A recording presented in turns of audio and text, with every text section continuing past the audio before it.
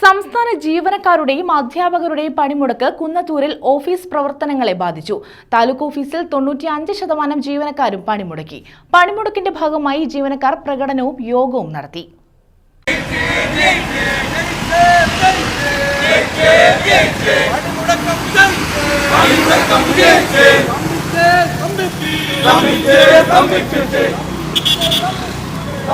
സംസ്ഥാന ജീവനക്കാരും അധ്യാപകരും നടത്തിയ പണിമുടക്ക് കുന്നത്തൂർ താലൂക്കിൽ പൂർണ്ണമായിരുന്നു.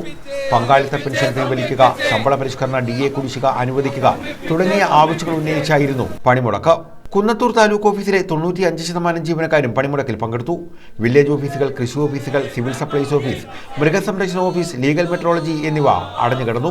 പഞ്ചായത്ത് ഓഫീസുകൾ, SRO, minor irrigation, ESI, block office, ICDS, മണ്ണ് സംരക്ഷണം എന്നിവിടങ്ങളിലെ ജീവനക്കാരും പണിമുടക്കിൽ പങ്കാളികളായി. പണിമുടക്കിയ ജീവനക്കാർ ശാസ്താംകോട്ട മിനി സിവിൽ സ്റ്റേഷനിൽ നിന്നും മാർച്ച് നടത്തി. ശാസ്താംകോട്ട ടൗണിലാണ് മാർച്ച് സമാപിച്ചത്.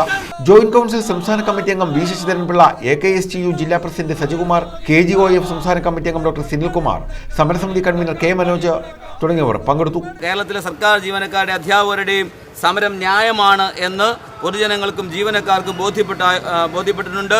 അതുകൊണ്ട് ഇന്ന് നമ്മുടെ സംസ്ഥാനം ഒട്ടാകെ നടക്കുന്ന നമ്മുടെ ഈ പണിമുടക്ക് വൻ വിജയമായിരിക്കുകയാണ്.